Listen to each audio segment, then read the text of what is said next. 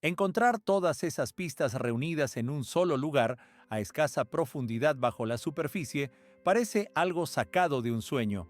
En 2018, un campo aparentemente común en el sur de Noruega ocultaba, sin que nadie lo supiera, algo extraordinario. Un equipo de arqueólogos que realizaba una exploración rutinaria con radar de penetración terrestre detectó de repente la silueta de una embarcación vikinga de dimensiones imponentes enterrada justo bajo la tierra. Era un navío sellado durante más de 1100 años y en un primer instante la sensación fue la de un descubrimiento único en la vida. Sin embargo, la euforia duró poco, porque al excavar más allá de la estructura de madera del barco, el equipo comprendió que el verdadero enigma no estaba dentro de la nave, sino debajo de ella. Antes que apareciera el barco mayor se había hallado uno más pequeño. Según las primeras observaciones, el mayor número de cuerpos enterrados a la vez dentro de una embarcación conocido hasta entonces era de 4. Lo que emergió del subsuelo fue tan insospechado y tan inquietante que obligó a los expertos a cuestionar creencias asentadas sobre el mundo vikingo y provocó una ola de preocupación que trascendió las fronteras de Noruega. El barco de Galastad. En 2018, un campo corriente en el sureste de Noruega se convirtió en el epicentro de uno de los hallazgos arqueológicos más notables del siglo. Con ayuda del radar de penetración terrestre, un equipo examinó las tierras de cultivo cercanas al área de Galastad, en el condado de Østfold. Al principio, la pantalla mostró sombras curvas apenas perceptibles bajo la tierra. A medida que las imágenes se definían, el contorno se volvió inequívoco. Un navío gigantesco enterrado a pocos centímetros de la superficie, reposando en silencio por más de 1100 años. Con una longitud aproximada de 66 pies, la embarcación no era un naufragio arrastrado por el mar, sino un barco funerario colocado con intención, una cápsula temporal procedente de la era vikinga. La ubicuidad del hallazgo sorprendió aún más a los investigadores porque el barco yacía apenas a 2 pies bajo la capa superior del suelo. Generaciones de agricultores habían arado ese campo sin imaginar que pasaban repetidamente por encima de una de las reliquias vikingas más raras que se conocen. Para los arqueólogos, el descubrimiento era algo casi irrepetible. Los barcos vikingos no son simples objetos, son tesoros nacionales y símbolos de una cultura cuya destreza marinera transformó la historia europea. Al mismo tiempo son frágiles y el paso del tiempo les ha sido adverso. De entre las miles de embarcaciones que los vikingos construyeron, solo unas pocas tumbas navales bien conservadas han sido excavadas. El barco de Osenberg, descubierto en 1904, y el de Gawad, desenterrado en 1880, siguen figurando entre los hallazgos más icónicos de Noruega, ambos preservados en parte porque fueron cubiertos por montículos protectores que ayudaron a conservar sus estructuras de madera. Desde entonces, ha transcurrido más de un siglo sin un hallazgo de proporciones comparables, y por eso, el barco de Galastad estremeció al mundo arqueológico. No solo era de gran tamaño, sino que en los escaneos de radar su casco aparecía sorprendentemente intacto. La importancia de este descubrimiento iba más allá de su rareza. Los enterramientos en barco vikingos no eran tumbas casuales, se reservaban para la élite, reyes, reinas y caudillos cuya autoridad exigía una embarcación digna para la otra vida. Ser depositado en un barco constituía una declaración de estatus, riqueza y convicción espiritual. Las naves eran más que medios de transporte, eran vehículos cósmicos destinados a transportar el alma al más allá, atravesando mares tanto reales como mitológicos. El tamaño del sepulcro naval sugería de inmediato que quien fuera enterrado allí debía haber sido una figura de enorme importancia. Para los historiadores, aquello podía convertirse en la oportunidad de exhumar no solo un cadáver, sino una historia capaz de arrojar luz sobre la sociedad, la religión y las estructuras de poder vikingas. Pero cuando se inició la excavación, la expectación dio paso a la perplejidad. Dentro de la cámara funeraria del barco, los arqueólogos esperaban hallar restos humanos, cenizas, un esqueleto o ajuares dispuestos alrededor de una figura central. En cambio, no encontraron nada. No apareció ningún cuerpo en el centro del enterramiento. El barco había sido preparado para un último viaje, pero la ausencia de los pasajeros planificados sigue siendo un enigma. Es profundamente inquietante porque abre tantas preguntas como respuestas. ¿Se perdió el cuerpo con el paso del tiempo o fue destruido por los elementos? ¿Fue retirado deliberadamente hace siglos? ¿O la sepultura fue simbólica desde el principio, un rito sin cadáver cuyo propósito real hoy no apreciamos del todo? Secretos bajo la quilla.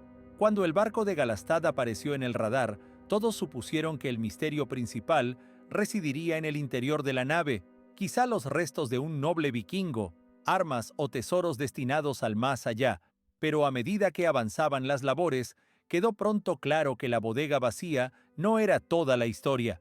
Al cavar más abajo, los arqueólogos esperaban encontrar simplemente tierra compacta, piedras o tal vez maderas de apoyo que en algún momento sostuvieron el montículo funerario. En su lugar, dieron con algo inesperado, una cámara secreta enterrada bajo el barco, un espacio que no se parecía a nada conocido en tumbas vikingas anteriores. La cámara inferior presentaba características inusuales. La tierra que la llenaba era más oscura y estaba impregnada de ceniza y hollín, como si aquel lugar hubiese estado alguna vez consumido por el fuego. Fragmentos de madera quemada revestían la cámara, agrietados y ennegrecidos en patrones que indicaban una quema intencional más que un incendio accidental. Lo ocurrido allí abajo había sido deliberado, aunque su finalidad seguía siendo totalmente enigmática. Los entierros navales vikingos solían incorporar rituales muy escenográficos. Algunas naves se incendiaban y se empujaban al mar, mientras que otras se cubrían con enormes montículos sin ser quemadas. Pero encontrar una cámara quemada oculta bajo un barco funerario colocado con precisión constituía un fenómeno distinto y perturbador. La sensación entre los arqueólogos fue la de toparse con dos rituales superpuestos: un sepulcro superior en forma de barco que ocultaba una ceremonia más antigua y extraña en capas inferiores. La intriga se profundizó aún más al recuperar en la tierra chamuscada de la cámara inferior varias monedas pequeñas de plata. En un primer análisis, las piezas parecían fuera de contexto, pero un examen más minucioso produjo una sorpresa considerable. Aquellas monedas no eran vikingas. Se trataba de dirhames islámicos del califato abasí, probablemente acuñados en Bagdad durante el siglo IX. Esas monedas habían viajado miles de millas desde el corazón del mundo islámico, atravesando desiertos, ríos y mares, para terminar enterradas bajo un barco en la Noruega rural. Su presencia era una prueba rotunda de que las redes comerciales vikingas alcanzaban mucho más lejos de lo que se había imaginado, extendiéndose no solo por Europa, sino hasta el Medio Oriente. Una de las monedas llamó la atención de forma especial. Presentaba un agujero limpio atravesando su centro, una señal inequívoca de manipulación deliberada.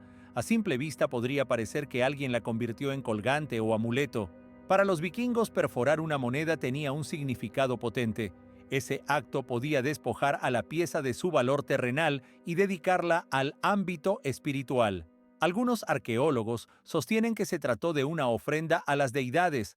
Otros piensan que fue un amuleto protector, una advertencia destinada a resguardar la tumba frente a cualquier intruso.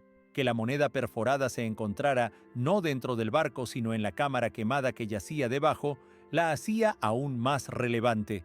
No hablaba solo de comercio o riqueza, apuntaba a ritual, a miedo y posiblemente a superstición. Desde el momento del hallazgo han surgido numerosas teorías. Algunos creen que se trata de un doble enterramiento.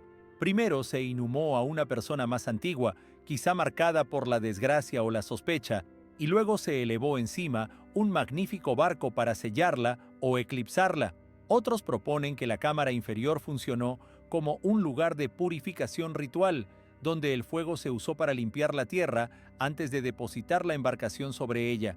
En ese caso, la moneda perforada podría haber sido un talismán destinado a proteger al difunto o a aprisionar un espíritu peligroso bajo el suelo.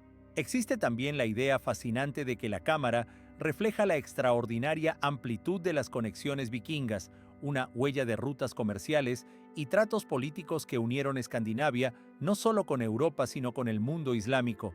Lo que perturba a los investigadores es la aparente intencionalidad de todos los elementos: la quema, la moneda extranjera cuidadosamente dañada y la sepultura poco profunda del barco encima apuntan a un ritual concebido para enviar un mensaje. Ese mensaje, sin embargo, se nos escapa. ¿Fue un acto de devoción? ¿Un gesto de temor? ¿Un rito secreto con propósitos de engaño o protección? ¿Se honraba a alguien, se le maldecía o se le ocultaba de enemigos? Cada explicación es imaginable, pero ninguna puede confirmarse de forma definitiva. No era la primera vez que los enterramientos navales dejaban perplejos a los historiadores. La tradición de enterrar a muertos junto a embarcaciones se remonta mucho más atrás que la era vikinga. Para comprender el asombro de los arqueólogos ante Galastad, conviene mirar hacia sepulturas anteriores en Europa que demuestran que ideas espirituales semejantes ya circulaban siglos antes de que los vikingos alcanzaran su apogeo. Uno de los ejemplos más célebres de estas tumbas tempranas no está en Escandinavia sino en Inglaterra. En 1939, los arqueólogos que excavaban un túmulo en Sutton Hoo, en Suffolk, descubrieron la huella de un gran barco anglosajón. La madera había desaparecido con el tiempo, pero la forma se mantenía gracias a filas de remaches de hierro y a impresiones en el suelo. En su interior apareció un excepcional tesoro: platos de plata bizantina, hebillas doradas, un casco finamente trabajado y armamento que sugería la sepultura de una persona de autoridad considerable. La mayoría de los historiadores coincide en que podría tratarse de la tumba del rey Redwald de East Anglia, fallecido a principios del siglo VII. Lo crucial de Sutton Hoo no fue solo la opulencia de los ajuares, sino lo que reveló sobre su época. Demostró que la Inglaterra de la Alta Edad Media estaba mucho más conectada con el exterior de lo que se suponía. Elementos procedentes de Escandinavia, del Mediterráneo e incluso de Bizancio hallaron su camino hasta esa nave enterrada en suelo inglés.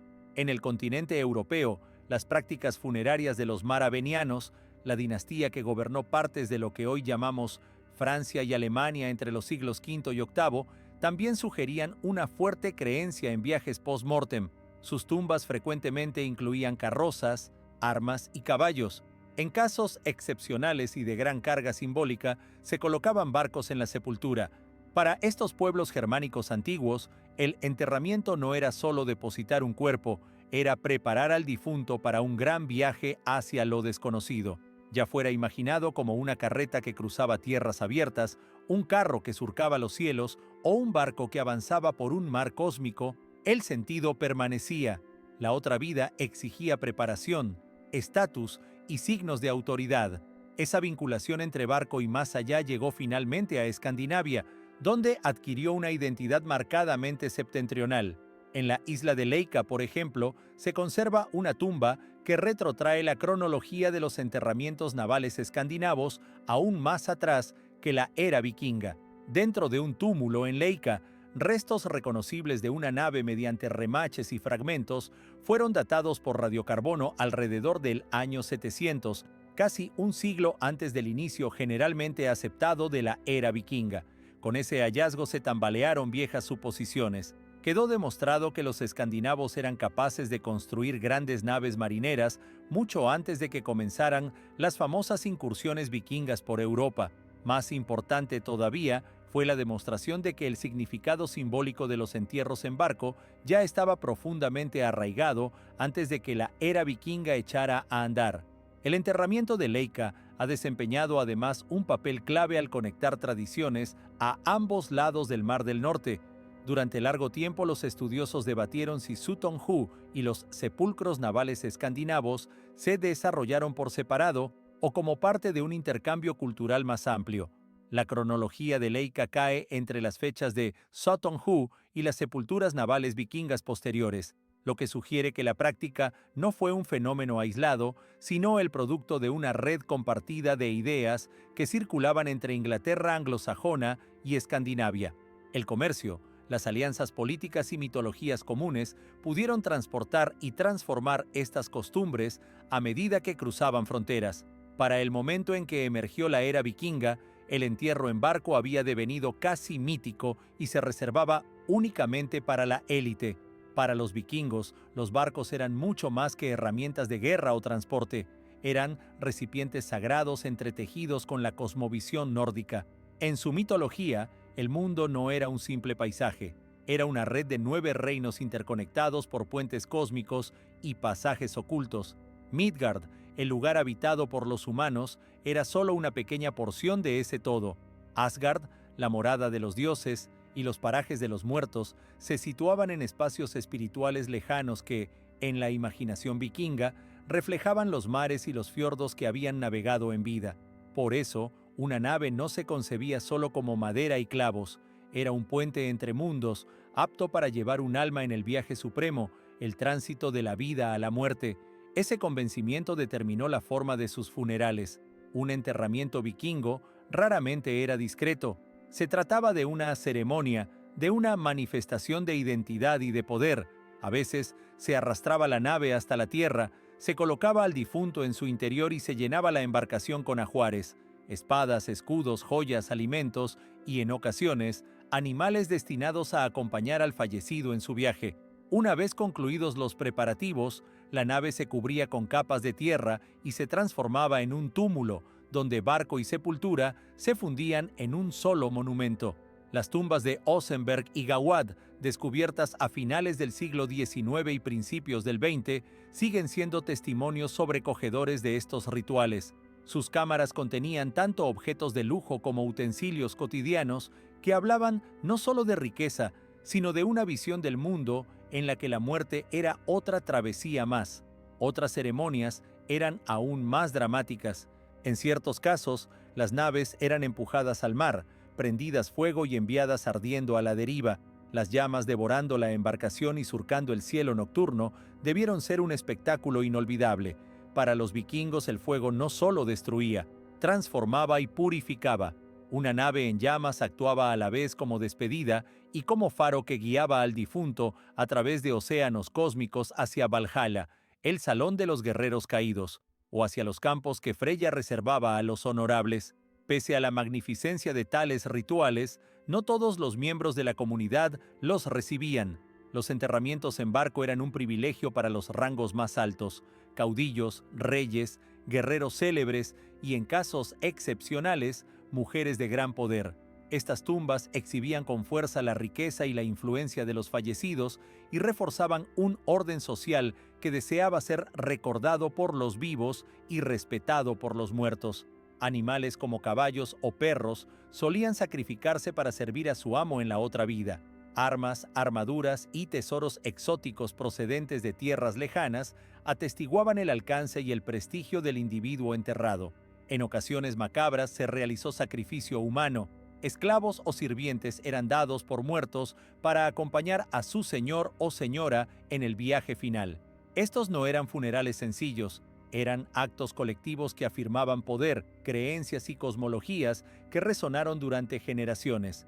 Por todo ello, los arqueólogos consideran que los enterramientos navales vikingos son algo más que tumbas. Son ventanas que permiten asomarse a una cultura que no separaba lo mítico de lo cotidiano ni el mundo visible del reino de los espíritus.